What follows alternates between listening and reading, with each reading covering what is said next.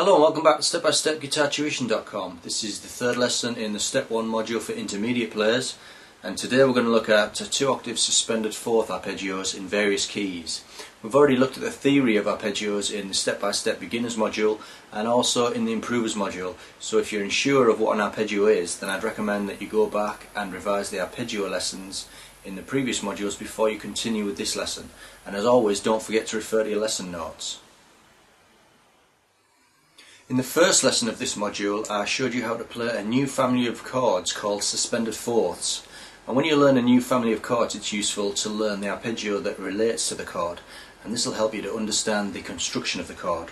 At this point, you should be familiar with a 2-octave major arpeggio.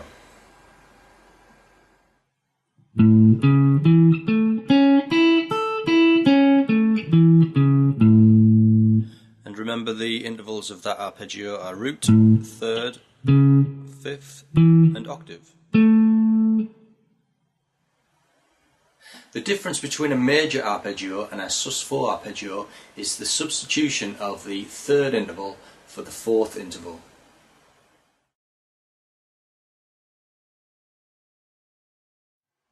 So instead of playing root, third, fifth, and eighth, you play the root note with your first finger, the fourth note, the fifth, and the eighth. And in the second octave, instead of playing root, third, fifth, and eighth, you would play root, fourth note, fifth, and eighth. So a 2-octave suspended fourth arpeggio is played like this: root, fourth, fifth, octave, fourth, fifth, octave.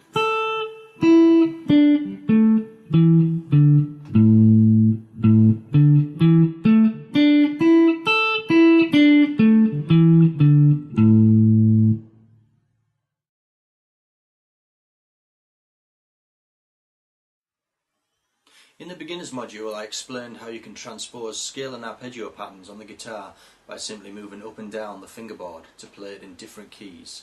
Let's try that principle with this pattern. If you move up the fingerboard 2 frets from the 5th to the 7th and play the pattern from there, this arpeggio is called a B suspended fourth arpeggio.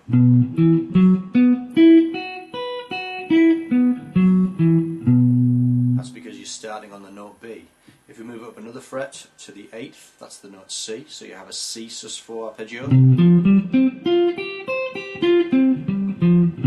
if you move up to the 10th fret, the note D, you have a D sus4 arpeggio. And you can continue up to E, or you could play a low G sus4 arpeggio at the 3rd fret. So the arpeggio takes its name from whichever note on the fingerboard that you're starting from.